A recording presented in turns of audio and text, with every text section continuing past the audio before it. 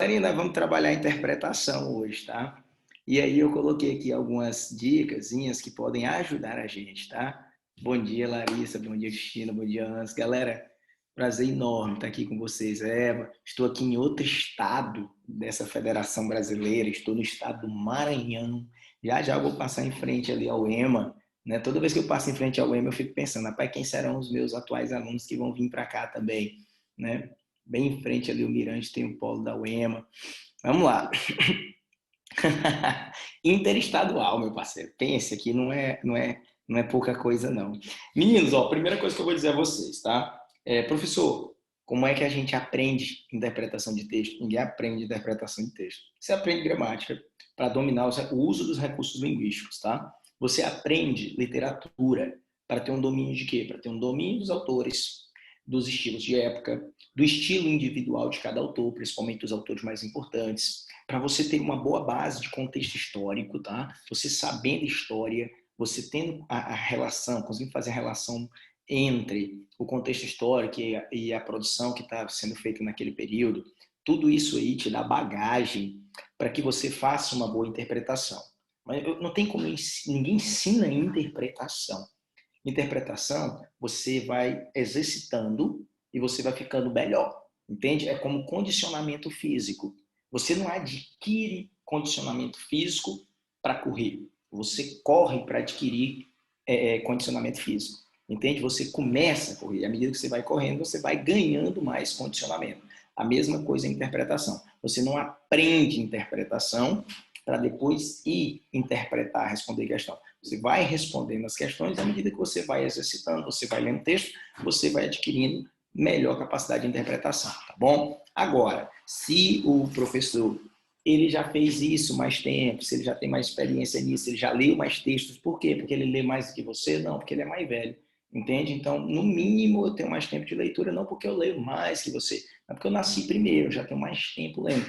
E aí eu posso mostrar para vocês algumas dicas que a gente vai aprendendo, a gente vai pegando ao longo do tempo, e mais do que isso, galera, a gente vai vendo como é o estilo de prova, entende? Como são os estilos, como é o estilo de questão. A gente vai percebendo o que é que o aluno mais erra.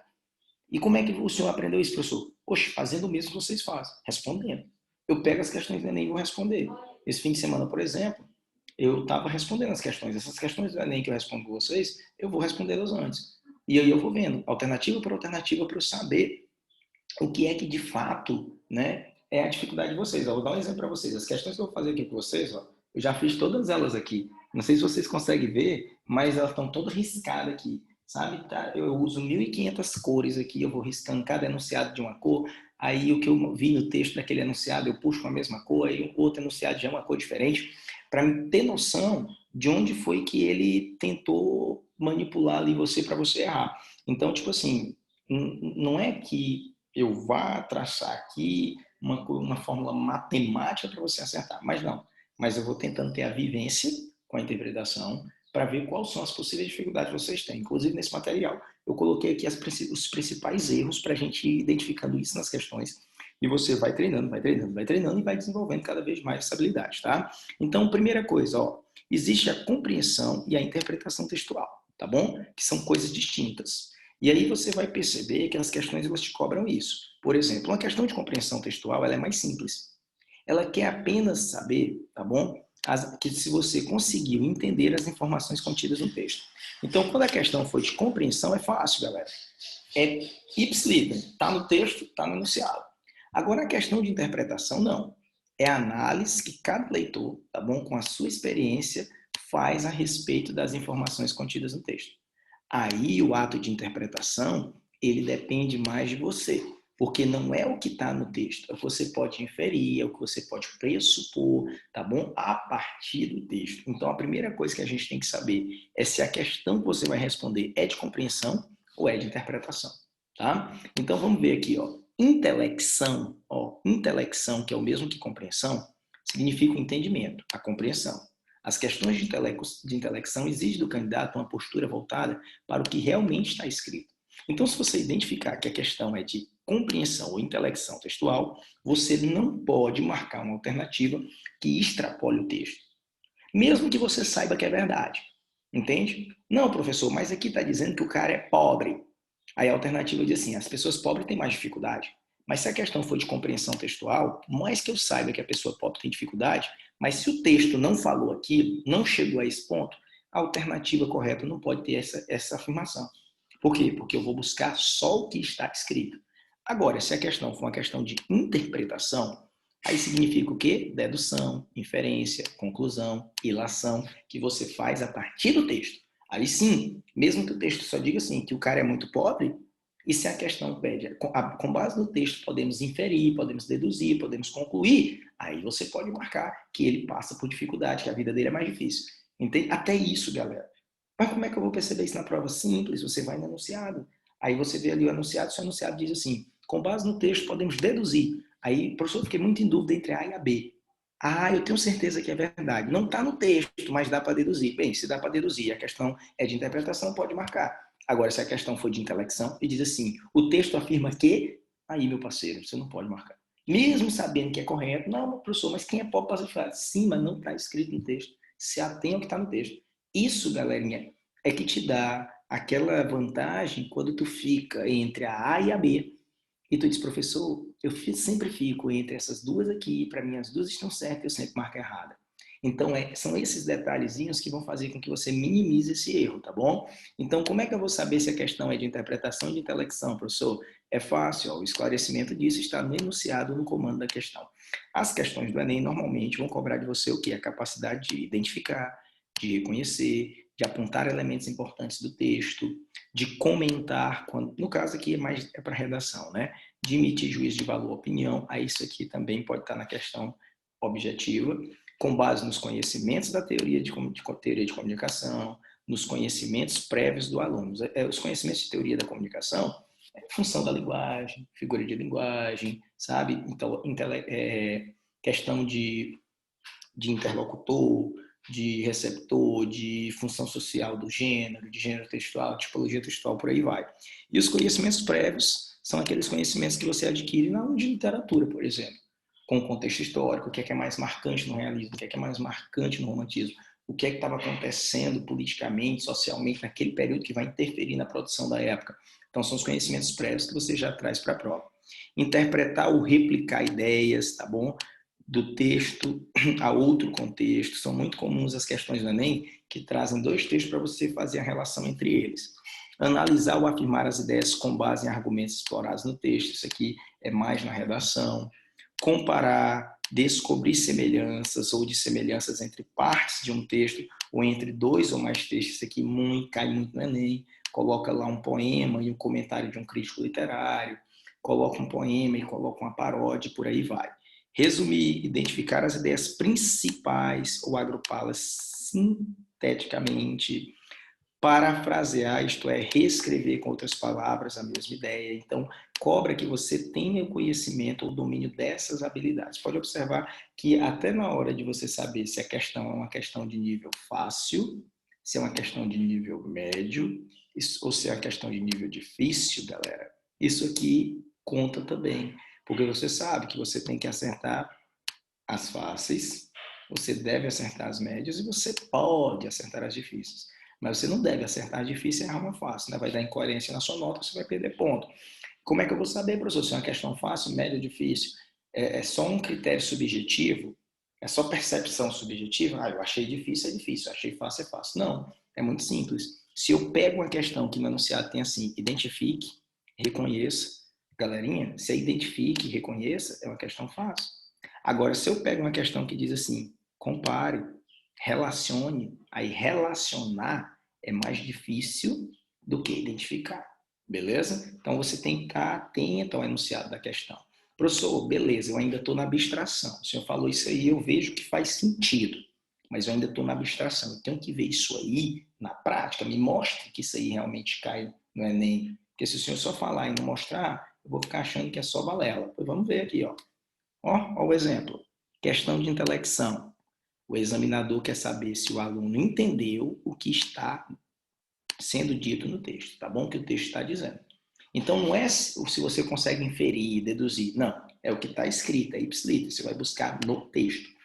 Como é que eu percebo isso? O comando da questão vai dizer assim, ó, o narrador do texto diz que, o texto informa que, Segundo o texto, é correto dizer que, e nessa questão, olha aí, galera, com base no texto, com base no texto.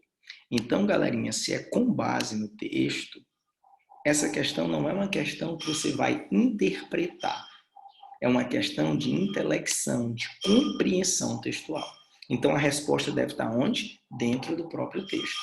Então, ó, com base no texto, a relação entre saúde e estilo de vida, aí a gente ia ler o texto. E diz assim, ó, uma das mais contundentes críticas ao discurso de aptidão física, isso é da última prova, tá? Relacionada à saúde está no caráter eminentemente individual de suas propostas, o que serve para obscurecer outros determinantes da saúde. Ou seja, costuma-se apresentar o indivíduo como o problema e a mudança de estilo de vida como a solução. Argumenta-se ainda que o movimento de da aptidão física relacionada à saúde considera a existência de uma cultura homogênea na qual todos seriam livres, né? Todos seriam livres. Cadê? Me perdi, né? Todos seriam livres para escolher seu estilo de vida, o que não condiz com a realidade. O fato é que vivemos numa sociedade dividida em classes sociais, na qual nem todas as pessoas têm condições econômicas para adotar um estilo de vida ativo e saudável. Há desigualdades estruturais, como raízes políticas, econômicas e sociais, que dificultam a adoção desses estilos de vida. Então, o que é que torna essa questão fácil aqui, galera? É que você vai buscar a resposta no próprio texto. Eu vou mudar bem aqui a cor da caneta, só para ficar mais tranquilo, tá? Letra A. Constrói a ideia de que a mudança individual de hábitos promove a saúde. Tá, beleza. Ele diz, então, que a mudança, eu vou marcar aqui, ó, de azul, a mudança individual promove a saúde. Aí a gente vem para o texto, a gente vai buscar no texto, ó. Uma das mais contundentes críticas, qual é a crítica mais contundente? Aí ele vai dizer assim, ó, é o caráter eminentemente individual de suas propostas. Ó, de suas propostas. Aí diz, costuma-se apresentar o indivíduo como o problema e a mudança de estilo de vida como a solução. Então veja que isso aqui, dizer que essa escolha é eminentemente individual e que o simples posicionamento do indivíduo é o que vai solucionar, segundo o texto, é o motivo da crítica. Essa é a crítica que se faz. Logo, a letra A não pode ser a correta. Então veja, galerinha, que eu não tive que inferir nada não, tá? O texto está dizendo. Constrói a ideia de que a mudança promove saúde. Não, ele está dizendo que essa mudança eminentemente individual é a maior crítica que se faz. É exatamente a isso. Tá, beleza, professor. E a letra B? Considera a homogeneidade. Ó, considera a homogeneidade da escolha de hábitos saudáveis pelo indivíduo. Olha o que é que o texto diz. Olha o que é que ele diz aqui, ó. A homogeneidade, ó. Olha aqui, ó. A existência de uma cultura homogênea, né? A saúde é considerada a existência de uma cultura homogênea, na qual todos seriam livres para escolher o estilo de vida, o que não condiz com a realidade. Então, olha o que é que o texto está dizendo. Que você criar a existência dessa cultura homogênea, você achar que existe uma cultura homogênea, não condiz com a realidade. Então, galerinha, ao contrário, o texto está negando isso aqui. Considera a homogeneidade da escolha dos hábitos saudáveis pelo indivíduo? Não, ele está dizendo que isso não condiz com a realidade. Professor, precisei interpretar? Não, não precisa interpretar, está escrito no texto. Olha aí, a letra C, reforça a necessidade de solucionar problemas de saúde da sociedade como prática de exercício. Galerinha, qual é o grande erro aqui? Ó? Deixa eu mudar só a cor do pincel para ficar mais didática aqui para a gente. Ele falou aqui em solucionar os problemas, tá? Solucionar os problemas da saúde da sociedade com a prática de exercício. A letra E fala assim, ó, reproduz a noção de que a melhoria da aptidão física pela prática de exercício promove a saúde. Então, tanto a letra C com a letra E, estão dizendo que a prática de exercício é uma forma de solucionar o problema. E aí, quando você vem bem para cá, ó, olha o que ele diz. O fato é que vivemos uma sociedade dividida de classe social, na qual nem todas as pessoas, nem todas as pessoas têm condições econômicas para adotar um estilo de vida ativo. E o que é prática de exercício? É um estilo de vida ativo. Então veja que esse trecho aqui, galerinha, ele vai, ó, e diz também que as dificuldades sociais, econômicas e políticas, ó, dificuldades, deixa eu mudar essa cor aqui também. Ó, ele fala aqui, ó, as desigualdades estruturais com raízes políticas, econômicas e sociais dificultam a adoção desse estilo de vida, ou seja, nem todo mundo pode adotar esse estilo de vida ativo e saudável. Aí olha aqui a letra D, problematiza a organização social e o seu impacto nas mudanças de hábitos do indivíduo. Então você ia marcar a letra D de dado. Olha aí, galerinha. Veja que toda questão aqui, ó, aliás, toda alternativa aqui, ó, mudança individual promove saúde. Eu marquei aqui da mesma cor. Mais contundente e crítica é acreditar que a solução está simplesmente nessa escolha individual. Fala em homogeneidade, né, que leva aos hábitos saudáveis. Ele diz o quê? Que essa cultura homogênea não condiz com a realidade. Aqui ele fala em solucionar os problemas através de exercício, que é a mesma coisa. Ele está dizendo que nem toda pessoa tem condição de ter uma vida ativa. E aqui o que ele fala que é o grande problema, que é a conclusão do texto.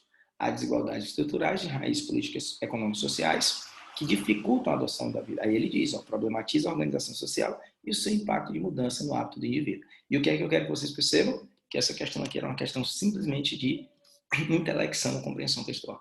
Você não precisava buscar nada fora do texto, estava tudo dentro do texto, galera. Esse é o tipo de questão de intelecção ou de compreensão textual, que são as mais fáceis, tá? Vamos ver a outra agora, como seria, professor? Ó aí, galera, interpretação. Ó, o examinador quer reconhecer a capacidade do aluno de raciocinar sobre as ideias do texto e tirar conclusões acertadas. Não é tirar a conclusão, é tirar a conclusão certa, tá? Você pode, de repente, cometer algum erro a partir desse seu raciocínio e das suas conclusões. Então, interpretação é isso, não é o que está escrito, é o que você consegue inferir, deduzir ou concluir a partir do texto. Como é que eu sei que a questão é de interpretação, professor?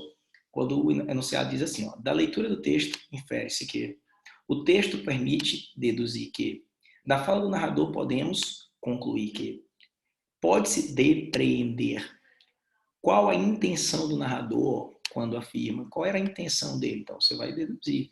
Subentende-se, olha aí. Então, quando você tiver esse diálogo aí você vai saber que o texto trata-se, né, que a questão trata-se de interpretação.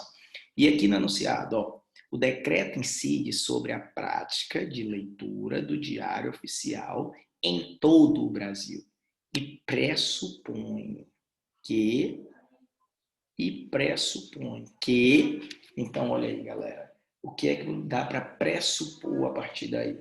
Então você vem para cá, para o texto, você vem para cá para o texto e diz, com o fim da versão impressa do Diário da União, o presidente da República assinou um decreto que traz novas normas a serem seguidas nas publicações oficiais, que agora estarão disponíveis apenas na versão online. Então, ó, acabou, galera. Jornal escrito, é só online, tá? Então, olha só, fim da versão impressa, e agora tudo, ó, apenas online. Os atos a serem divulgados devem ser encaminhados a órgãos exclusivamente por meio eletrônico. O jornal será publicado de segunda a sexta, uma vez por dia, exceto nos feriados nacionais e nos pontos facultativos da Administração Pública Federal. O decreto reforça a ideia, reforça que o Diário Oficial terá os atos com conteúdos normativos, exceto os atos de aplicação exclusivamente interna que não afetam interesses de terceiro. Ou seja, se for simplesmente interno, não precisa publicar. Se ele não afeta o interesse de terceiros, ou seja, se ele só diz respeito àquela instituição, por exemplo, porque é um ato de conteúdo normativo, ele não precisa ser exposto para você. simplesmente para quem faz parte da instituição.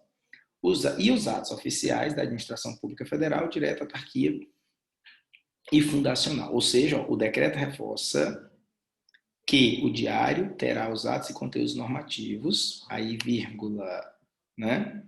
Aí, exceto os atos de aplicação exclusivamente interna, que não afeta terceiros, aí vírgula, e os atos oficiais da administração pública federal, direta, autarquia e funcional. Ou seja, ele terá os atos de conteúdo normativo e os atos oficiais da administração pública federal, direta e autarquia. Então, olha só, o decreto incide sobre as prática de leitura do Diário Oficial em todo o Brasil e pressupõe, letra A, que o país dispõe de uma cultura digital consolidada. Galera, olha só, raciocine comigo. Esse decreto é sobre a prática da leitura do Diário Oficial, que vai incidir em todo o país. Então, se o decreto está dizendo que agora não tem mais versão impressa e que tudo vai ser online para o Brasil inteiro, se vai ser online para o Brasil inteiro, como é que eu sei que é para o Brasil inteiro? Porque ele disse, ó, todo o Brasil. Então, se vai ser online para o Brasil inteiro, eu pressuponho, esse decreto, aliás, o decreto pressupõe o quê? Que o país dispõe de uma cultura digital consolidada. Senão, ele não ia propor que tudo agora, né, fosse digital.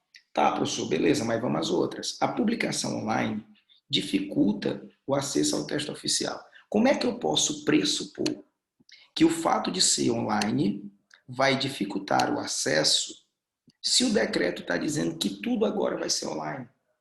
Ora, se o decreto diz que tudo vai ser online, o decreto nos leva a pressupor o quê? Que na concepção de quem fez o decreto, pessoal, vai ser mais fácil, vai facilitar. Olha a letra C. A decisão torna obrigatória a leitura dos textos oficiais. Qual é o erro aqui? Isso é uma extrapolação, é um desvio de interpretação. Por quê, professor? Porque em momento nenhum ele disse que vai se tornar obrigatório, não. Ele não falou da obrigatoriedade da leitura. Ele, inclusive, falou da obrigatoriedade do conteúdo. O que é que vai ter? Normativos, atos oficiais das administrações.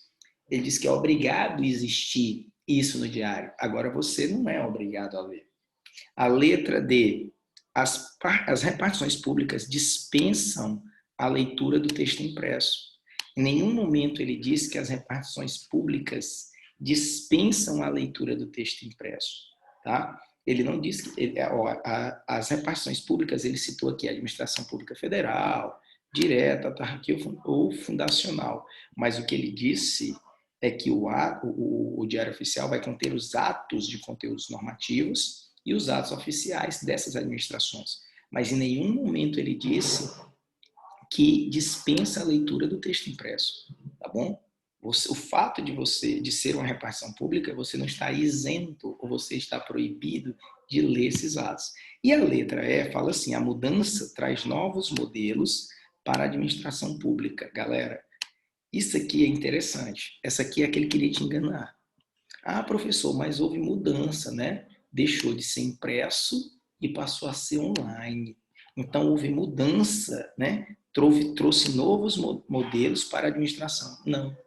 Não mudou nada na administração pública, pessoal.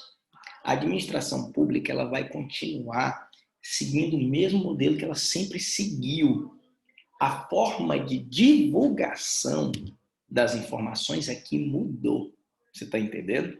Então, assim, professor, a partir de hoje, as notas da escola, a nota do simulado, que antes era fixada no mural, ela agora vai ser online, vai ser publicada na página da escola. Então, galerinha, o sistema de prova não mudou.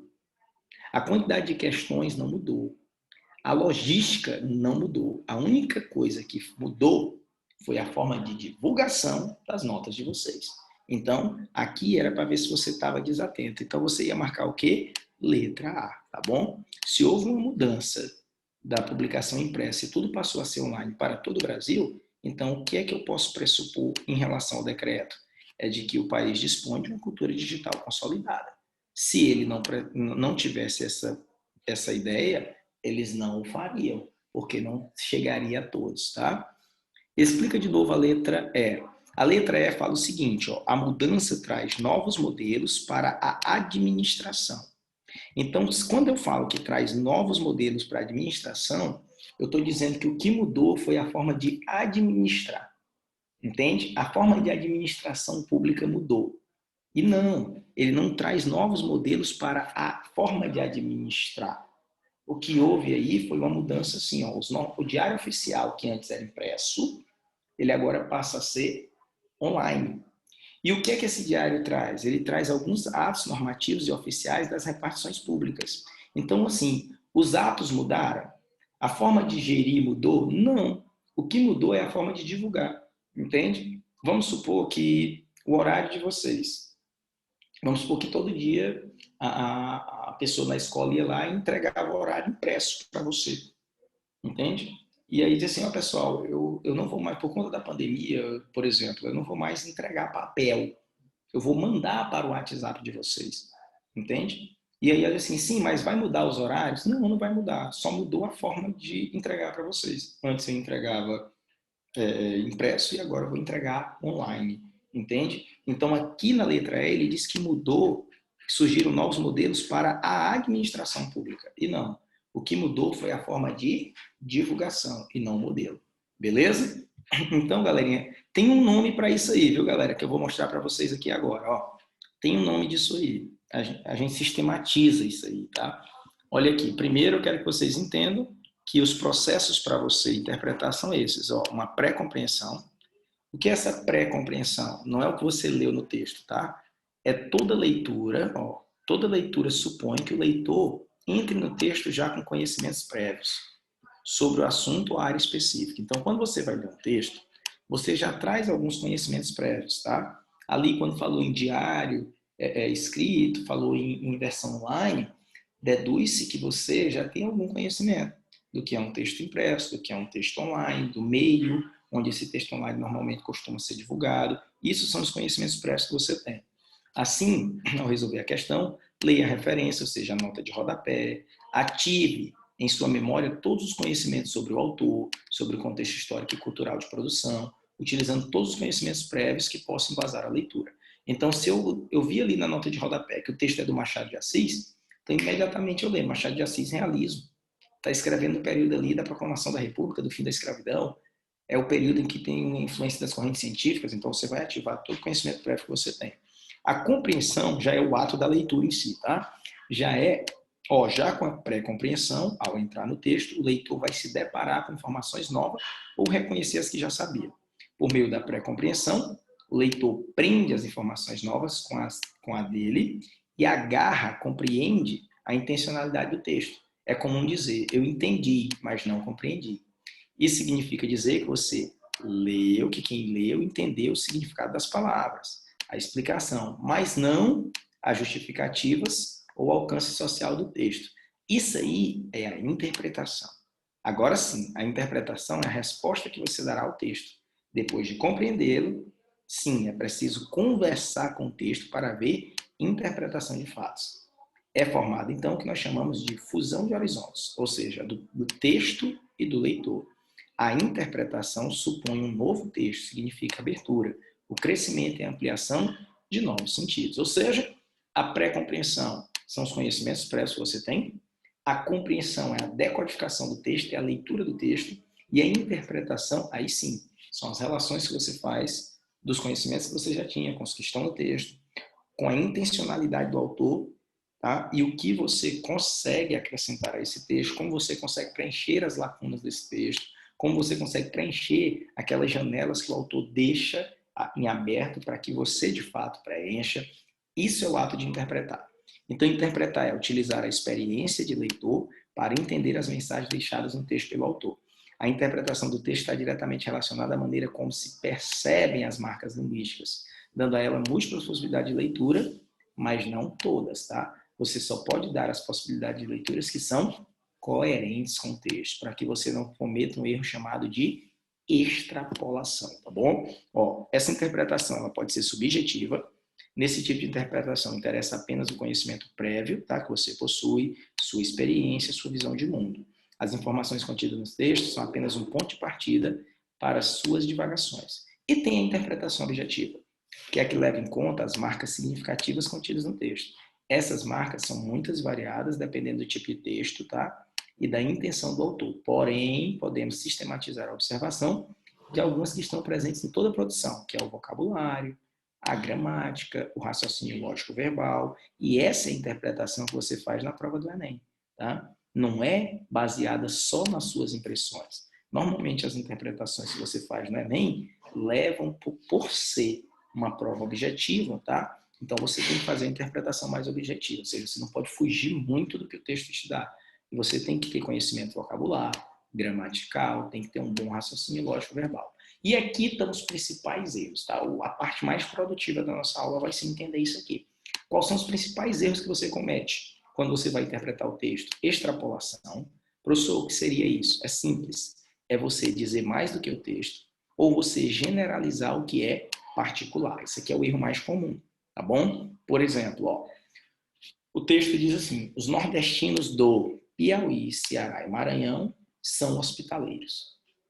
Aí você marca uma alternativa que diz assim: os nordestinos são hospitaleiros.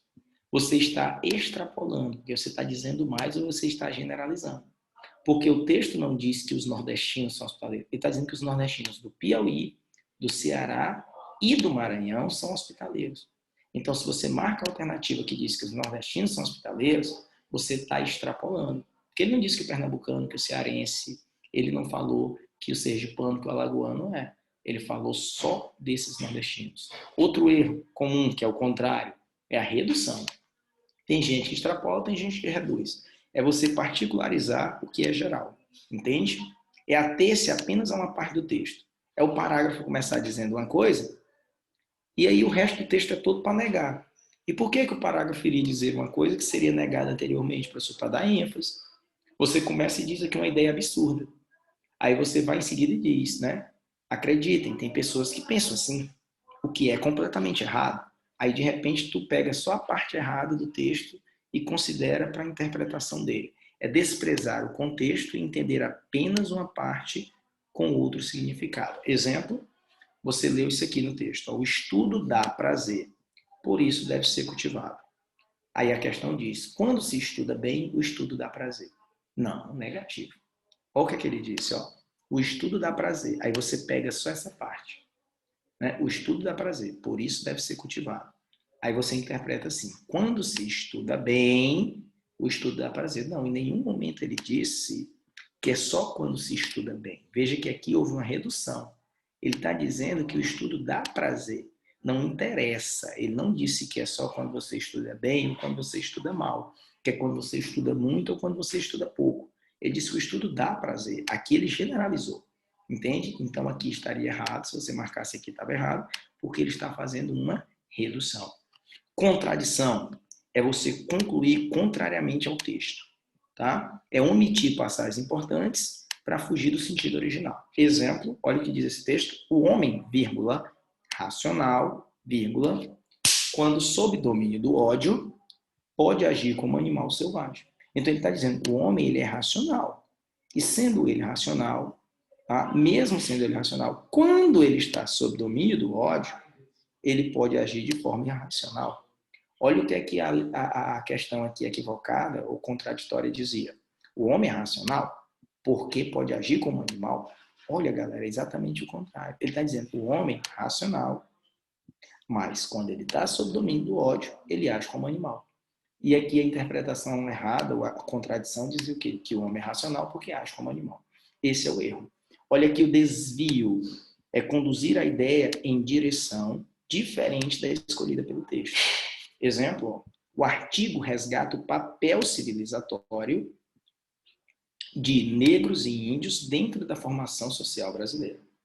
Olha aqui o desvio. O artigo evidencia a influência das culturas indígenas e negras na civilização brasileira. Qual é o erro? Olha o que é que o texto diz. O artigo resgata o papel civilizatório de negros e índios. Foi o papel do negro e o papel do índio dentro da formação social. Aí olha aqui o que é que diz. O artigo evidencia a influência das culturas indígena e negra na civilização brasileira. E, primeiro, ele não está falando de cultura, ele está falando da participação do negro e do índio, dessas duas raças. Aqui ele desviou, porque ele falou de quê? Da cultura. E ele resgata o papel, a importância. Qual foi a importância do negro e do índio? Entende? Na formação social. E olha o que é que ele está dizendo.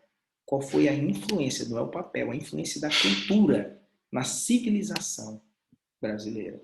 Entende? Olha aí como há uma diferença, houve um desvio. Aqui é o papel do indivíduo. Aqui ele falou na influência da cultura. Tá? Aqui ele falou na formação da sociedade. Aqui ele falou na civilização. Quem disse que essa influência indígena ou negra ela é mais civilizada? Ou ela colaborou com a civilização? Porque civilização é diferente de formação social. Tá? Vamos ver bem aqui. Esse desvio acontece demais, Batista, demais, cara. Muito. Eu vou mostrar, todas as questões que eu vou mostrar aqui para vocês tem isso, tá? Deformação da ideia, isso aqui acontece muito, né? Isso aqui acontece no dia a dia, professor. A gente diz uma coisa, a pessoa sai lá dizendo que a gente disse outra, né? Eu disse, rapaz, se você passar, se você for gente boa, se você, né, fizer por onde, eu vou lhe dar um presente. Aí o cara não faz por noite. Ei, meu irmão, tu disse que ia me dar um presente. Não, mas peraí, você tá deturpando a ideia. Eu disse que se você fosse gente boa, fizesse tudo direitinho, eu daria. Eu não falei isso, não. Tem gente que diz, galera, pelo amor de Deus, não sou eu. Tem gente que diz, tem gente que afirma que nos relacionamentos, casamento, namoro, que as mulheres fazem isso, sabe? Deturpa. A gente diz uma coisa, né? Tipo assim, rapaz, eu estou pensando em lhe dar um presente, né? E a pessoa, sim, cadê o presente que tu disse que ia me dar? Eu disse, peraí, você está deturpando. Eu disse que podia, né? Dizem, eu ouvi dizer, né? Dizem que em relacionamento as pessoas deturpam, né? O que o outro lhe diz, assim eu ouvi dizer. Atribuir característica de um termo a outro. Olha, acontece muito, né? Tem gente que gosta de atribuir o defeito deles na gente, né? Tem gente que faz uma coisa e diz, tu é dono disso, quando na verdade a outra pessoa é que é dono disso, né? Assim eu ouvi dizer também. Então, olha esse exemplo aqui, ó. A reação a esse padrão deficiente deformado, ó, a reação a esse padrão deficiente deformado de descrição histórica é recente e ainda não conseguiu criar uma perspectiva de interpretação histórica livre de etnocentrismo. Tá, beleza. A questão equivocada aqui, deturpada, diz assim, ó. Esse padrão deficiente e deformado é recente. Olha o erro, olha qual é o grande erro. Ele está dizendo que esse padrão, que é deficiente e deformado, é recente. Não. Ele está dizendo ó, que a reação a esse padrão é recente. Entende? Esse padrão deficiente e deformado, ele sempre existiu. Ele sempre existiu. Ele não é recente, não. Ele é antigo. Agora, a reação a ele é que é recente. Aí aqui diz, o padrão deficiente deformado é recente. Não, o padrão não é recente. A reação ao padrão é que é recente. Isso é a deturpação. É o texto dizer assim, ó, a população, a reação da população, a reação de indignação da população contra a corrupção é recente. Aí você marca uma alternativa que diz assim, a corrupção é recente. Não, a corrupção sempre existiu. O que é recente é as pessoas se indignarem com isso. Beleza? Então, galerinha, os principais erros, ó, extrapolação, redução, contradição, desvio e deturpação, tá? Professor, não adianta nada o senhor dizer isso aí para mim. Eu agora estou daquele jeito que o senhor falou. Tem que provar. Eu tenho que ver isso aí no texto. Se eu não ver, eu não acredito. Então, vamos lá, ó. Deturpação é o que acontece entre um... Exatamente, Eric. E para fazer um adendo mais aí para o Enem, para ajudar mais ainda no Enem, para ajudar mais ainda. O Enem adora. Todo ano tem uma questão sobre um recursozinho, que é humor, né? E todo ano, galera, um dia eu vou fazer uma aula com vocês falando só sobre isso. Quais os recursos para gerar humor? É comum o Enem colocar uma questão assim, O texto acima, né, fez uso do humor. Para tal, né, qual o recurso utilizado? Ele quer saber qual o recurso. E aí sempre o Enem coloca o quê? Quais são os recursos? Ironia, ambiguidade, duplo sentido, polissemia, né? Sempre acontece isso. Então, assim, ele sempre cobra a questão que gera humor, aí ele coloca, assim, um gênero que é sério, aí ele coloca uma linguagem informal dentro de um gênero sério. Ele coloca, por exemplo, teve um que era uma carta de contabilista. Aí é uma carta formal, mas o cara usa para terminar o namoro. Aí ele pergunta qual foi o que gerou o humor. Aí você vai ver que é a incompatibilidade entre a linguagem e quem está falando. Porque se é um casal de namorado, não precisa daquela formalidade. Então o Enem sempre cobra a questão sobre isso aqui, ó, humor. Aí ele pergunta quais os recursos utilizados. É ironia, duplo sentido, ambiguidade, a polissemia das palavras, né, o exagero. Então, assim, são várias as possibilidades. E essa deturpação aí, que o Romulo e o Elcio faz da fala de um do outro, é exatamente pensando em quê? Em gerar humor, beleza? Então vamos lá, ó. Nessa campanha publicitária, a imagem da família e o texto verbal unem-se para reforçar a ideia de que. Então, olha aí, galerinha. Você ia pegar aqui texto verbal, imagem e qual a ideia que ele quer reforçar. E aí, as alternativas aqui vão ter lá aqueles erros comuns. Olha aqui o que é que acontece. Olha, vamos tentar ler aqui. Para encontrar sua verdadeira família, não existe idade. Então, para encontrar a família de verdade, não existe idade. Eu já sei que o texto é sobre adoção. Aí ele diz assim, ó, André, adotado aos 15 anos. Rodrigo, adotado aos 13. Aí diz assim, ó, você está vendo que os únicos que não têm relação com o nome são esses dois aqui, ó. Todos os outros, o nome está próximo aí da imagem. Então, eu deduzo o quê? Que esse aqui é o pai, que essa aqui é a mãe, né? E ele falou que para encontrar uma verdadeira família não existe idade. Aí o André, 15, adotado aos 15. Rodrigo, adotado aos 13. Sinomar, adotou aos 29. Então, opa, se ele não foi adotado, se ele adotou, então é o pai, né? Bruno ganhou novos irmãos a partir dos 3 anos. Opa! Se o Bruno não foi adotado nem adotou, e se ele ganhou novos irmãos, então deduz o quê? Que o Bruno é filho, ó, legítimo. Aliás, não é correto, viu, galera? No direito não é correto dizer isso. Ele é filho consanguíneo, tá? Porque hoje em dia não há mais distinção entre filho adotivo e filho legítimo, tá? Inclusive os direitos, todos os direitos que o filho legítimo tem, o adotivo tem também hoje, tá? Então já sei que o Bruno é irmão deles, mas ele é consanguíneo. Aí diz, Débora adotou aos 27 anos. Opa, então já sei que aqui é a Débora, tá? Que adotou aos 27 anos. E o Francisco foi adotado aos 8 anos. Então é muito simples, galera. Ele pergunta aqui qual é a ideia que ele quer reforçar. Vamos lá. Letra A. A família que adota é mais feliz? Opa, como é o nome disso aqui? É uma extrapolação, tá? Isso aí é extrapolação. Por que é extrapolação, professor? Porque não dá, cara, para eu afirmar, exatamente, não dá para eu afirmar que quem adota é mais feliz, entende? Ah, professor, mas eles estão felizes, então eu posso dizer que quem adota é feliz. Mas eu não posso dizer que quem adota é mais feliz. Quer dizer que o cara que teve filhos consanguíneos e não precisou adotar, ele é infeliz? Entende? Não dá, isso é uma extrapolação. A adoção tardia é muito positiva. Opa! Todos aqui, ó, foram adotados já adolescentes. Né? Ó, perdão, aqui, ó, o Francisco com 8, tá? O Pedro com 13 e o André com 15. Ele diz, para encontrar a sua verdadeira família, não existe idade. Então, qual a intenção aqui dessa propaganda? Talvez seja mostrar o lado positivo, né, da adoção mesmo do indivíduo adolescente.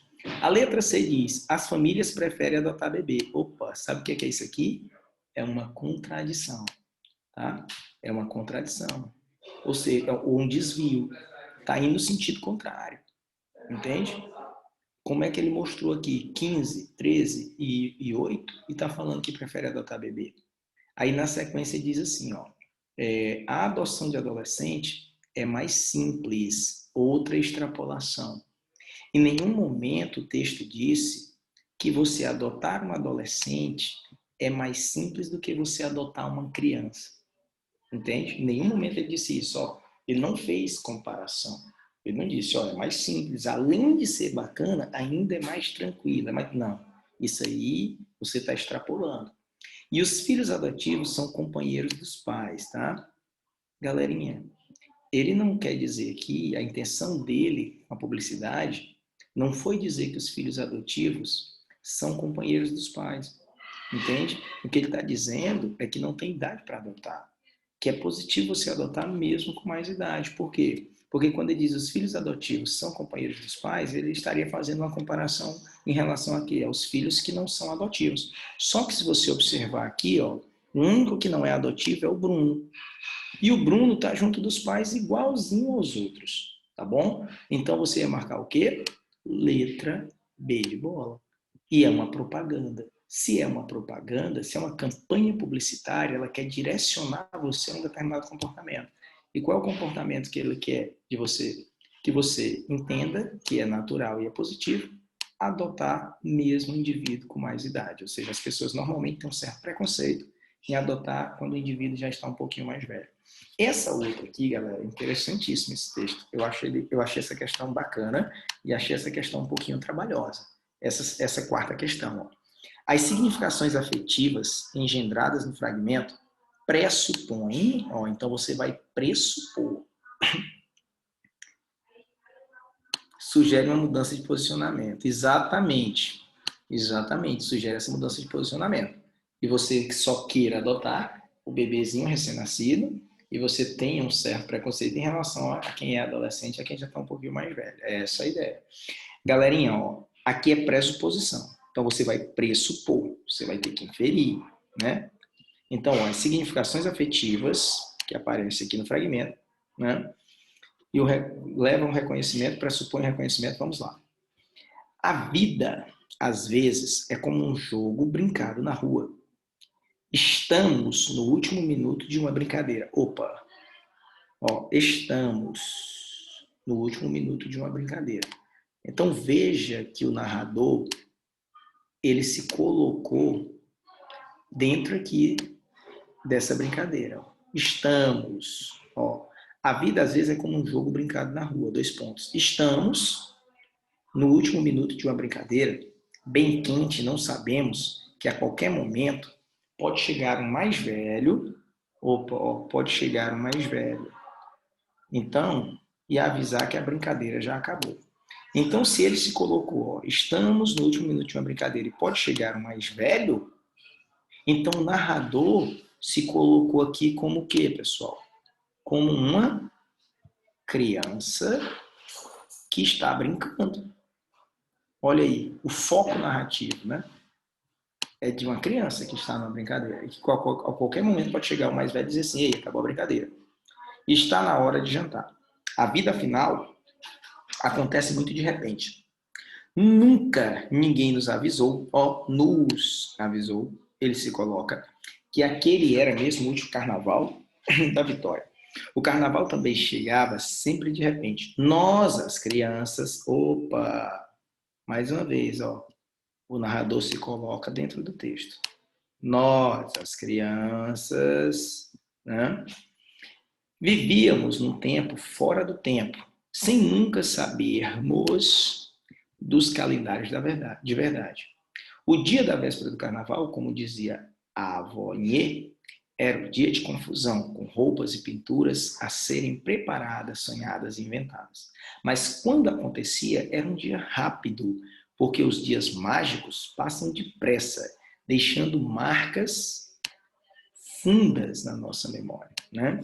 Ou seja, esses dias mágicos, eles deixam marcas fundas na nossa memória, que alguns chamam também de coração, ou seja, deixam marcas fundas no nosso coração. Então, ele está chamando memória aqui de coração, tá bom? Olha aí, galera, essa aí é a ideia do texto. Aí você vem aqui, ó. O que é que eu posso pressupor? Letra A. Uma perspectiva infantil assumida pela voz narrativa. E aí, galera, o que é que vocês acham? Tem essa perspectiva infantil assumida pela voz narrativa. Olha o que é que ele diz aqui, ó. Estamos no último minuto de uma brincadeira. Opa! Então ele voltou no tempo e ele voltou a ser criança. Nós, as crianças, quem é que está falando isso? É o narrador. Nós, as crianças, ó, chega um mais velho para avisar para a gente que a brincadeira acabou. Nós sabemos. Então veja que o narrador aqui, ele se colocou como uma criança. Entende? Ele assumiu uma perspectiva infantil. Vamos ver aqui a letra B de bola. Suspensão da linearidade temporal da narração. O que eu pressuponho é que ele fez uma suspensão da linearidade temporal. Ele não suspendeu a linearidade. A linearidade é essa ideia de início, meio e fim. Entende? Ele não fez essa suspensão. Ah, professor, mas ele voltou no tempo. Não, ele se colocou como criança. Entende? E quando ele se coloca como criança, ele vai narrando aqui da perspectiva de criança. Então, dentro da perspectiva de criança que ele assumiu, ele está dentro da linearidade. Ele começa a brincar, alguém avisa que acabou o tempo de brincar. Chega o carnaval, passa um tempo, termina o carnaval. Então, dentro da perspectiva dele de criança, segue perfeitamente a linearidade. Tentativa de materializar lembranças da infância. Ele não está tentando materializar as lembranças da infância, tá? Na verdade, o que ele está fazendo, galerinha, é retomando, né, essa infância, lembrando dessa infância e se colocando, se projetando lá. Olha o que diz aqui, incidência da memória sobre as imagens narradas. Na verdade, galerinha, é o contrário. As imagens narradas é que acabam incidindo na memória. Olha o que ele diz, ó. Porque os dias mágicos passam depressa e esses dias deixam marcas na nossa memória ou no nosso coração. Olha o que ele está dizendo. Não é a memória incidindo nas imagens, são as imagens que estão incidindo, né, na memória. É isso que ele diz, ó. É o contrário. Então ele diz, ó, porque os dias mágicos passam depressa e deixam marcas na nossa memória. Então esses dias mágicos, né, esses atos aqui que ele narrou, essas imagens que ele narrou, é que vão deixar marcas na memória e não a memória que vai marcar nessas imagens narradas, tá bom? Mas essa aqui, galerinha, foi a preferida de quem errou, viu? A maioria de quem errou marcou isso aqui. Alternância de impressões subjetivas e relatos factuais, né? O que é que está errado aqui? Não é essa alternância de impressões subjetivas e relatos factuais. Ele está, na verdade, galerinha, relatando aqui, fazendo uma alusão aqui ao que ele viveu na infância, tá bom? Marcado pelas suas impressões subjetivas, mas ele não está fazendo essa alternância entre o que ele sente e o que de fato aconteceu. Não, o que de fato aconteceu é o que ele sente. Não há alternância, entende? O relato dos fatos aí são feitos de forma subjetiva. Ele não está fazendo alternância, ele está fazendo aqui uma marca subjetiva, depois factual. Subjetivo e factual. Não. O que ele narra é de forma subjetiva, é de maneira subjetiva. Tá? Então você ia marcar o quê? A letra A. Agora, eu garanto, galera, eu estou sendo sincero com vocês. Eu, enquanto professor, eu estava lendo, a primeira vez que eu li essa questão, eu fiquei muito em dúvida, galera. Fiquei muito em dúvida. Muito em dúvida entre a letra A, tá bom? Eu fiquei muito em dúvida entre a letra B de dados, bacana. Eu fiquei muito em dúvida. A letra C me chamou a atenção, essa tentativa de materializar lembranças da infância. Só que quando ele fala em materializar, professor, essa perspectiva seria... Já eu falo da perspectiva, tá? Então, quando ele fala na tentativa de materializar as lembranças da infância, é como se ele quisesse dar materialidade, entende? Ele quer dar materialidade a essas lembranças, ele quer criar algo concreto a partir dessas lembranças. Só que aí não é essa a proposta do texto, tá? Essa significação afetiva, o nome já diz. Se essa significação ela é afetiva, eu não preciso materializá-la, porque ela ocorre no plano da emoção, do sentimento, entende? É uma coisa que para mim tem relevância afetiva, sentimental. Então eu não preciso dar materialidade ao que é afetivo, Entende? Quando vem aqui para a letra D, que fala dessa incidência da memória sobre a imagem narrada, não é a memória que está incidindo na imagem narrada, é o que está sendo narrado que acaba incidindo, deixando marcas na memória, como ele diz aqui no final do texto. E a pergunta, né? Perspectiva infantil, né? Assumida pela voz narrativa. Essa perspectiva infantil é você estar narrando a partir do ponto de vista de uma criança. Entende? Eu dizia assim, viu? Deixa eu ver, meu Deus, aqui, que eu estou esquecido hoje. Cristina, por exemplo, eu sou homem, você é mulher. Aí nós estamos numa discussão. Eu tenho um ponto de vista e você tem um outro ponto de vista. Aí você diz assim, professor, o senhor só tem esse ponto, o senhor só está dizendo isso porque o senhor está analisando na perspectiva do homem. Aí eu digo assim, você só tem esse pensamento aí porque você está analisando na perspectiva de uma mulher, entende? Então, a perspectiva de homem na perspectiva de mulher é como se você estivesse dizendo, na visão de homem, você está considerando sua visão enquanto homem, você está considerando sua visão enquanto mulher. Então, quando ele diz na perspectiva infantil, é que o narrador está contando do ponto de vista de uma criança. Entende? A perspectiva infantil assumida pela voz do narrador. Ou seja, o narrador está assumindo o ponto de vista de uma criança. E é o que ele diz, ó. A vida às vezes é como um jogo. Estamos no último minuto de uma brincadeira. O mais velho vem avisar nós, as crianças. Então veja que o narrador ele está assumindo o ponto de vista de uma criança, tá? E o Enem cobra muito isso, viu, pessoal? Eu faria alusão a algum objeto do caráter principal do texto, caso quisesse materializar, não é isso? Poderia ser, Batista, poderia ser. Mas observa aí que ao invés dele estar valorizando, né, a questão material, ele está valorizando as memórias, né? E as memórias, elas são de caráter afetivo, né? Aí elas não dependem dessa questão de materialização. Mas para mim, cara, parece uma questão bem simples, cara, mas para mim era uma questão trabalhosa. Eu achei essa questão bem trabalhosa, levantava muita dúvida. Olha essa outra aqui, essa questão aqui também é uma questão trash. Eu achei uma questão trash, assim, você lê o texto e ele vai dar um trabalho, ele vai dar um trabalho danado. Mas se você fizer as relações corretas, se você tivesse um bom vocabulário, você acertava ela de boa. Mas é um poema difícil, não é um poema simples. É uma poetisa mineira, né, que escreveu ali no início da década de... ali na década, entre a década de 20 e a década de 30, escreveu para jornal, e tem uma poesia que valoriza muito o experimentalismo, a ruptura com a forma tradicional, e poema de caráter existencial, de cunho pessimista, mas é uma leitura um pouquinho fechada, tá bom? É a Laís, né? É uma mulher, galera, que está escrevendo, ó. No poema, a descrição lírica do objeto representado é orientada por um olhar que, vamos lá, retrato de homem. Ó, não é qualquer retrato, é um retrato de homem. É a imagem de homem. Aí ele diz assim, ó, a paisagem estrita ao apuro do muro, feita vértebra a vértebra e escuro. Então, o que é que eu tenho que entender? Se é um retrato de um homem, esse poema vai tentar traçar o perfil do homem. O que é um homem? Aí, quando você pega assim a passagem estrita, algo que é estrito é algo rigoroso, tá, galera? Vamos botar assim, rigor, tá?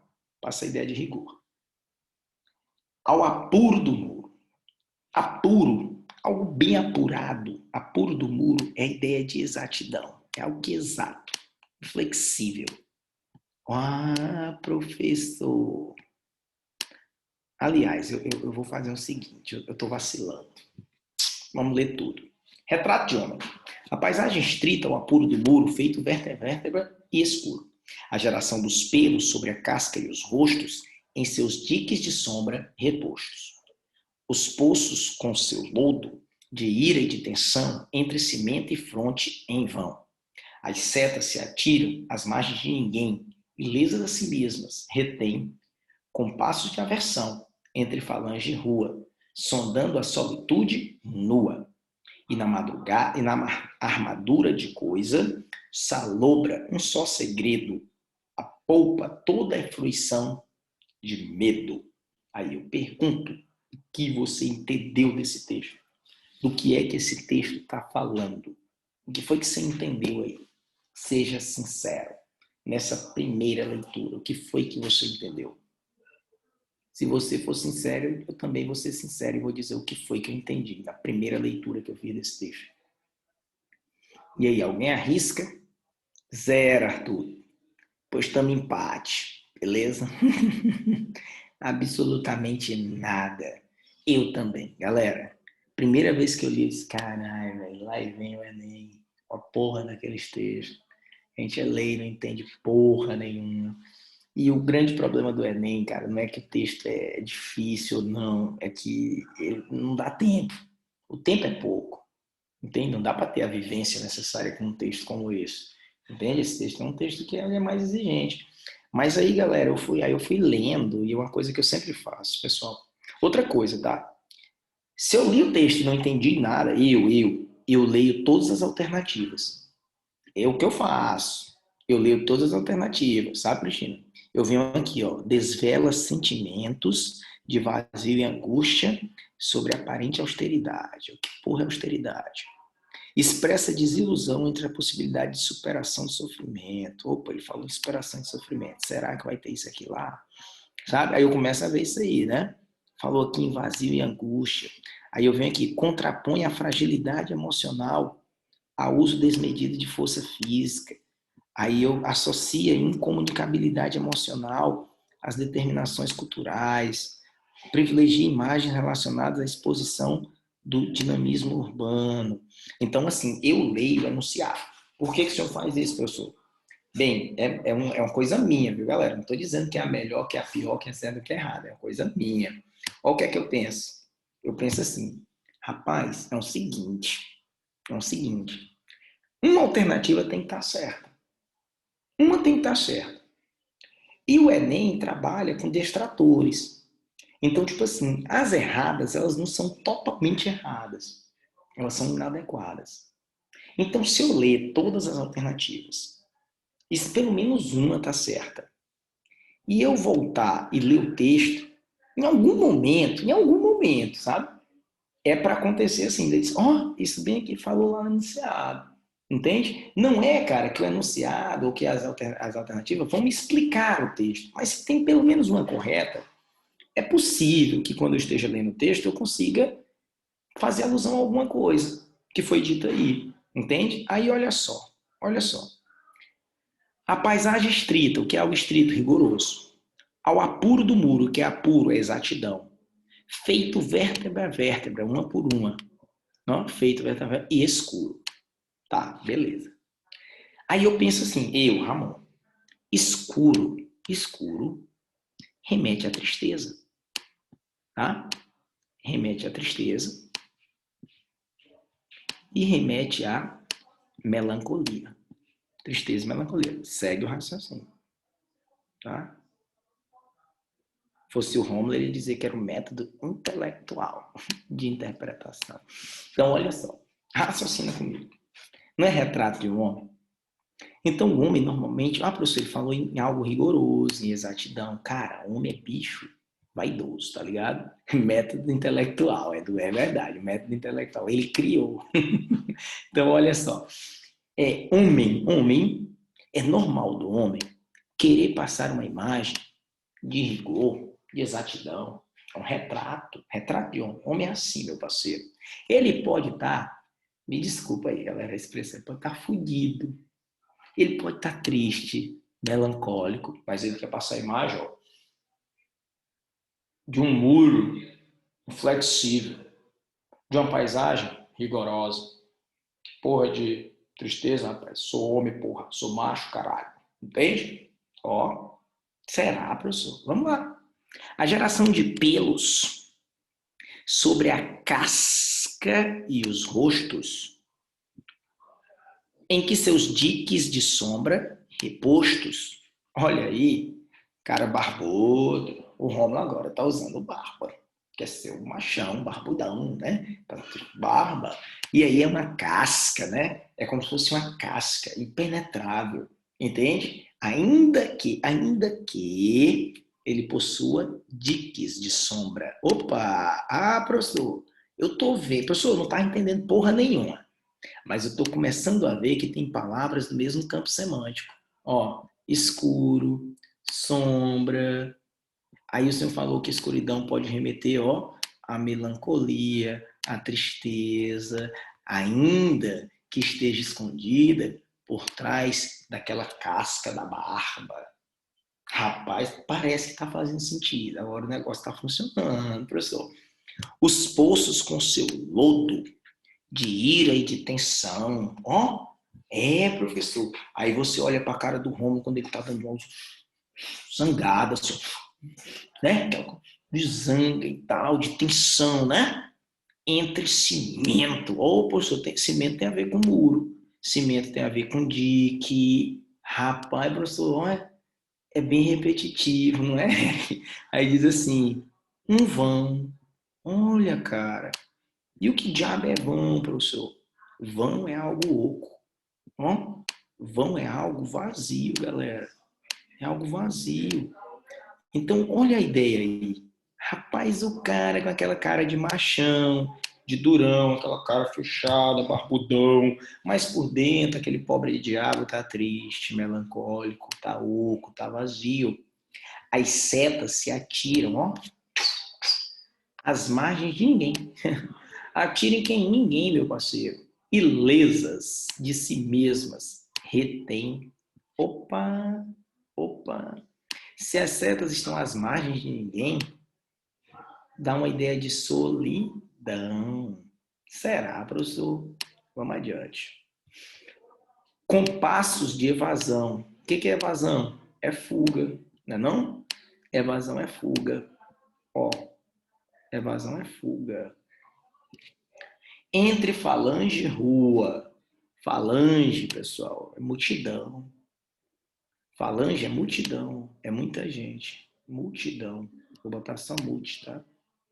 Então, evasão, sondando a solitude nua. Ah, professor, eu não sei o que é solitude, mas eu sei. Solitude é você ser só, ser sozinho. Agora é ser sozinho por escolha própria, tá? Não é porque você foi abandonado, é escolha. Eu escolho. Então, se ele está falando que é evasão entre falange e rua, eu escolho fugir da multidão. E se eu escolho fugir da multidão, eu escolho ser sozinho. Por isso que aqui ele falou em solidão. É a armadura, professor, de coisa salobra, salgada, um só segredo. E a polpa toda, sabe o que é? É fruição de medo. Olha aí, o cara cria essa armadura. Vamos lá? Vamos voltar agora, ó. Ele falou em armadura. Aqui ele falou em dique, em casca grossa, em casca feita com a barba. Aqui falou no muro, exato e rigoroso. Olha como tem sentido. Então, qual é o retrato do homem? Ele quer passar essa imagem de rigor e exatidão, como se fosse um muro forte e penetrável, mas por dentro ele é triste, é melancólico. Ele quer passar uma imagem com essa barba, criando uma casca, um dique impenetrável, mas na verdade ele está triste, melancólico, é sombra. Ele quer passar essa imagem de ira, de tensão, mas na verdade ele é muito sozinho e solitário. Entende? As setas que ele atira, às vezes ele quer sair dando tiro aí, esbravejando, mas na verdade ele é muito sozinho. Por quê? Porque ele faz essa escolha, essa fuga, ele prefere se distanciar, fugir, evadir da multidão por escolha própria. E no fim, essa armadura salgada, essa postura, né? Essa postura rigorosa, essa postura fechada, de zanga, de raiva, de não aproximação, na verdade, isso aí tudo, meu filho, é medo, entende? É medo que faz com que ele se feche às pessoas, que faz com que ele prefira ser sozinho. Quer passar essa imagem de durão, de um machão, de impenetrável, mas no fundo é um indivíduo triste, melancólico, vazio, solitário e medroso. Bacana? E aí, faz sentido agora? O que é que vocês acharam? É como se fosse um elemento de proteção, né? Como se ele se fechasse. Eu quisesse passar uma imagem, né? Quisesse passar uma imagem, né? Diferente da realidade, passar essa imagem, não, eu sou um durão, né? Exatamente. É exatamente isso. E aí, e é por isso, Cristina, que eu estava dizendo anteriormente, fazendo a comparação, né? Entre agora, agora tudo faz sentido, agora as engrenagens se encaixam, né? É por isso que eu estava dizendo, você não ganha condicionamento para correr, você ganha condicionamento correndo, entende? Então, assim, você não, você vai fazer isso repetidas vezes aqui comigo, sozinho em casa, e vai chegar uma hora que você vai conseguir fazer toda essa análise de forma muito mais rápida e dinâmica, tá? Então, olha como faz sentido agora. A letra E fala em privilegiar a imagem relacionada à exposição de dinamismo. Como dinamismo urbano, se ele falou foi ó, em muro, em dique, ele falou em coisas que são estáticas. Olha que incomunicabilidade emocional de determinações culturais. Não! Oh, essa incomunicabilidade emocional é solitude, é escolha própria, não é uma questão cultural. Ele que escolhe ser assim. Olha o que dizia a letra C. Contrapõe a fragilidade emocional com o uso desmedido da força física. Em nenhum momento ele falou em uso da força física. Ah, professor, tem, mas tem aqui fragilidade emocional. Tá, pode ter fragilidade emocional. Mas ele não está contrapondo essa fragilidade emocional ao uso desmedido da força física. Ele está contrapondo a fragilidade emocional a uma aparência de força. Entende? É essa, não é o uso da força física. A contradição que há aqui é ele contrapõe a fragilidade emocional com uma aparência de alguém ó, que está bem, que é exatamente o que ele vai dizer bem aqui. Ó. Aí na letra B, desilusão ante as possibilidades de superação do sofrimento. Em nenhum momento ele buscou superar sofrimento e nem está desiludido. Agora, olha o que diz a letra E. Desvela, ou seja, revela sentimentos de vazio e angústia sobre a aparência de austeridade. Ah, miserável. E o que é austeridade? É rigor, entende? A serenidade. Então ele quer passar uma ideia de que tá tudo bem, tudo bacana, tá bem. Equilíbrio total aqui, tá ligado?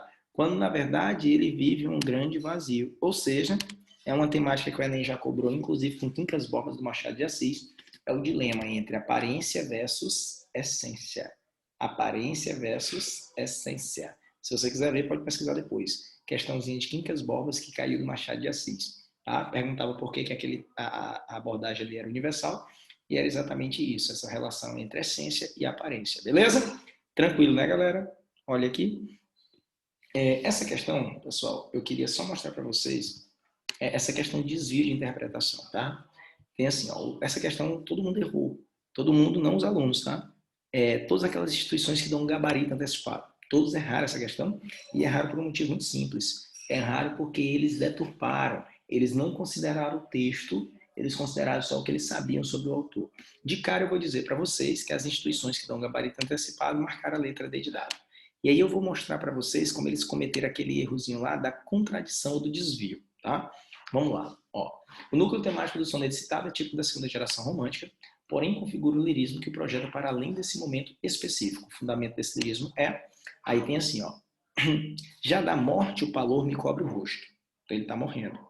Nos lábios meus o alento desfalece. Está morrendo. Ó, se o alento desfalece, se o calor da morte cobre o rosto, surda agonia o coração fenece. Está morrendo. E devora o meu ser, mortal desgosto. Está morrendo. Está morrendo de desgosto. Então só sei uma coisa, que o cara está morrendo e está morrendo de desgosto. Tá, beleza. Do leito em balde é em vão. No macio encosto, tenta o sono reter. Essa parte aqui é que eu queria que vocês atentassem. Tenta o sono reter, ou seja, do leito em vão, no macio encosto, tenta o sono reter. Sono é uma metáfora para morte. Se ele está tentando reter o sono, ele está tentando não morrer, mas é em vão. Já esmorece. O corpo exausto que o repouso esquece, eis o estado em que a mágoa me tem posto. Pronto, era isso aqui que eu queria. Por que eu queria mostrar isso aqui para você? Você entender isso aqui. Ó. Olha o erro que a galera que dá o gabarito antecipado, todas as instituições do Brasil publicaram esse gabarito errado. Desejo de morrer como alívio para a desilusão amorosa. Qual o erro aqui? Ó? Desejo de morrer, porque é Álvaro de Azevedo. Álvaro de Azevedo quer morrer toda a vida, é o cara falando em morrer, morrer. Mas olha o que o texto dizia: do leito em vão, tento o sono reter. Ô galera, se eu tento reter o sono, eu estou tentando é não morrer. Então veja que essa interpretação, desejo de morrer, ela foi um desvio, ela foi uma contradição. Aí ele diz: o teu adeus, minha saudade, fazem que insano do viver me prive, e tenho os olhos meus na escuridade. Agora eu sei qual é o motivo da mágoa dele, e agora eu sei qual é o motivo também do desgosto. Então, qual é o motivo da mágoa e do desgosto? É porque ele perdeu a amada. E esse adeus da amada deixou ele magoado, deixou ele desgostoso, e por conta dessa mágoa e desse desgosto, ele está morrendo e não consegue reagir diante da morte. Daí minha esperança que você mantive, volve amante os olhos por piedade, olhos por quem viveu, quem já não vive. E aí, galera, eu queria chegar nesse ponto com vocês. Para mim, essa questão foi uma das questões mais complicadas que já caiu no Enem. E não por causa da letra D. É esse o grande problema, viu, Cristina? É a A e a B. É a A e a B, tá? Aí, galerinha, olha aqui. Quando você vem gosto pela escuridão como solução do sofrimento, não. Em nenhum momento ele falou que a solidão vai aliviar o sofrimento. O descontrole das emoções provocado pela autopiedade, não. Não é pela autopiedade, é pela perda da amada. E aí sim, vamos lá, Cristina. É isso que eu queria analisar com vocês. É a letra A e a letra B. O erro aí é o desvio de interpretação. É o desvio, tá? Ó, a angústia, professor, ele falou em angústia, alimentada pela constatação da irreversibilidade da morte, tá?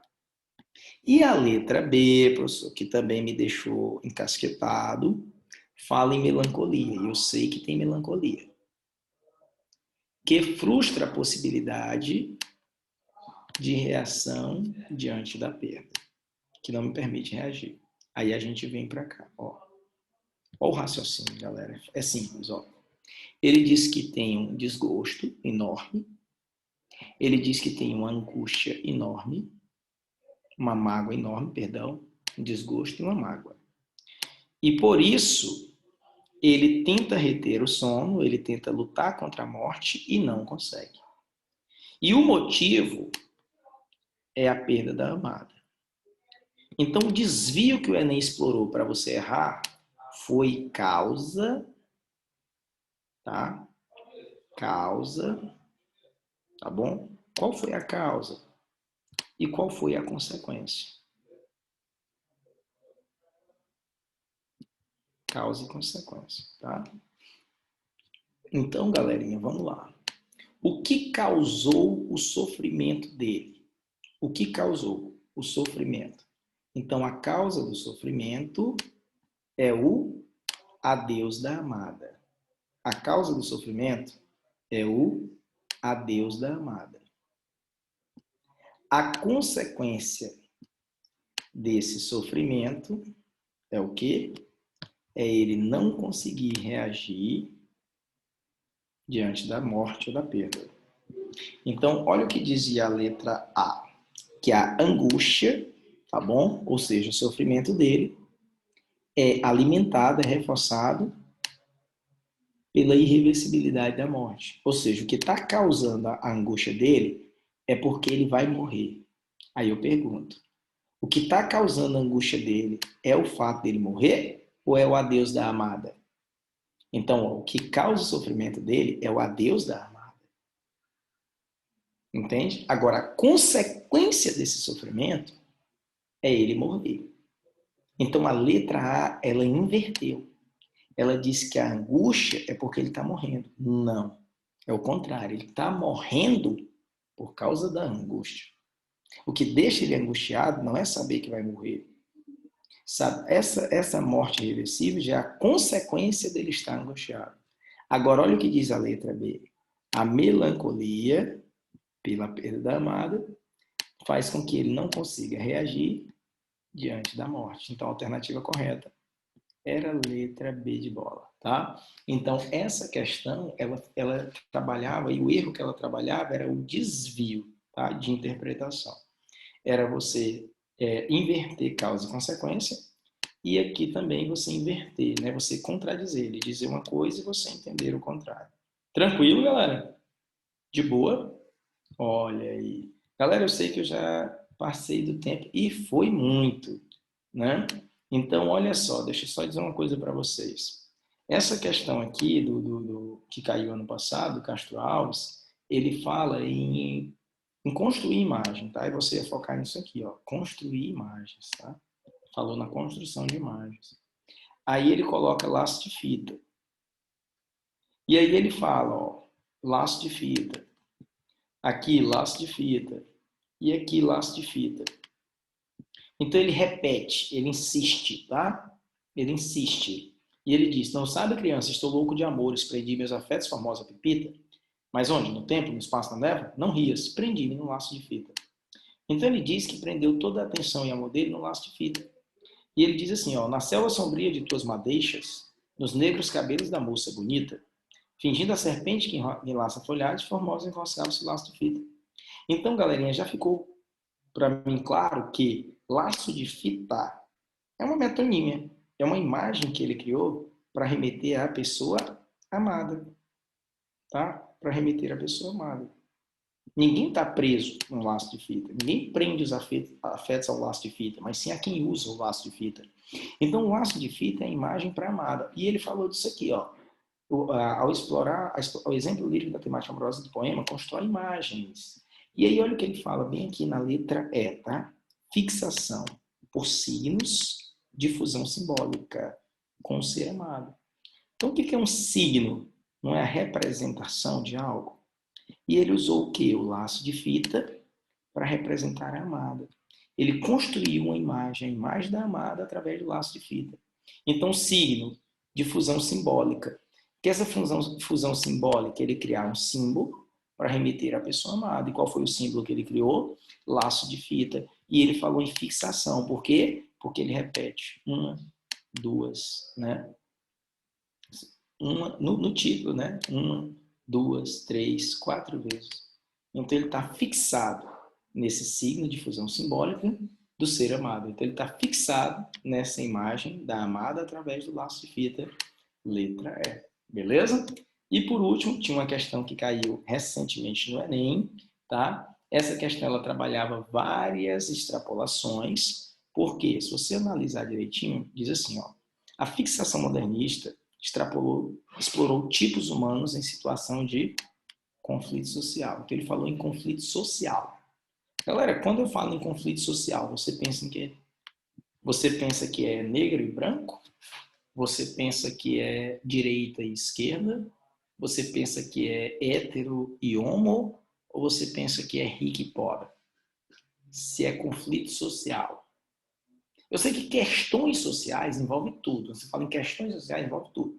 Mas quando eu falo em conflito de ordem social, você tem que fazer escolha de uma dessas coisas. Será que é de ordem política? Será que é de ordem ideológica? Será que é de ordem de gênero? Ou será que é de ordem financeira? Econômica, né? Nível perfeito, Beatriz, rica e pobre, econômica. Aí, vamos lá.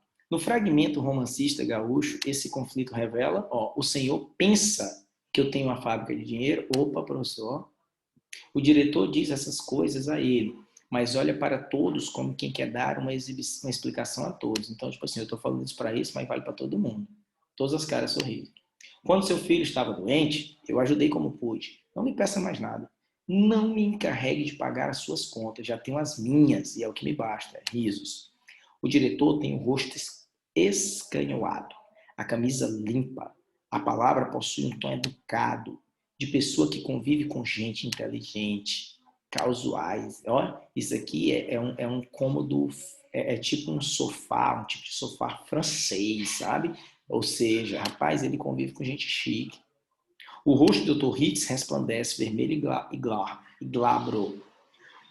Que outro tem os olhos no chão. Ó, que outro tem os olhos no chão. Atitude discreta. Então, essa atitude de olhar para o chão, galerinha, o cara tá dando um cagaço e o cara tá olhando para o chão, é uma atitude de quê? De submissão, tá? de submissão. O cara está sendo submisso, galera. Então o patrão tá dando um cagaço aí, tá dizendo, na hora, eu lá tenho que pagar a tua dívida, rapaz. Olha o nome do cara. Naziazeno. Porra, é foda. Espera que ele lhe dê as contas.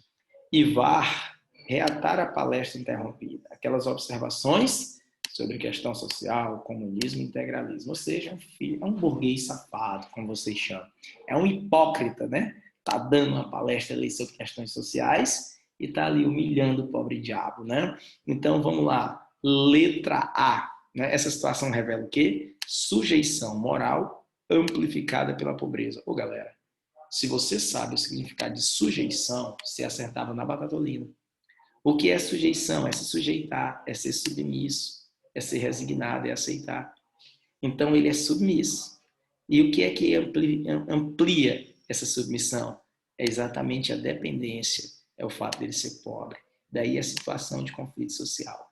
Aí aqui, crise econômica, ó galera, cada uma dessas alternativas é um daqueles erros lá que eu falei. Por exemplo, quando ele fala bem aqui, ó, crise econômica e expansão nas cidades, extrapolação. Porque ele generalizou o que é individual. Aqui ele está falando daqueles indivíduos ali que são pobres e não da cidade inteira. A falta de diálogo entre patrão e empregado, isso aqui é uma contradição. Como é que pode ser, galerinha, falta de diálogo se o texto é exatamente o diálogo entre eles? Perspicácia marcada pela formação intelectual. O que é isso aqui? É uma deturpação. Por que é uma deturpação, professor? Porque o que se sobrepõe aqui é a questão social e não intelectual. Não é porque ele é mais inteligente que o outro, é porque ele é o rico e o outro é o pobre. Ele é o empregado e o outro é o patrão. Tensão política gerada pelas ideologias vigentes. Aí isso aqui é um desvio. Aqui a tensão não é por ideologia, não é porque um tem uma ideologia, outro tem uma ideologia. É porque um é o opressor, o outro é o oprimido. Um é o patrão, o outro é o empregado. Um é o rico e o outro é o pobre. Então, vejam que cada uma dessas alternativas aqui é um daqueles erros que a gente falou lá em cima. Beleza, meninos?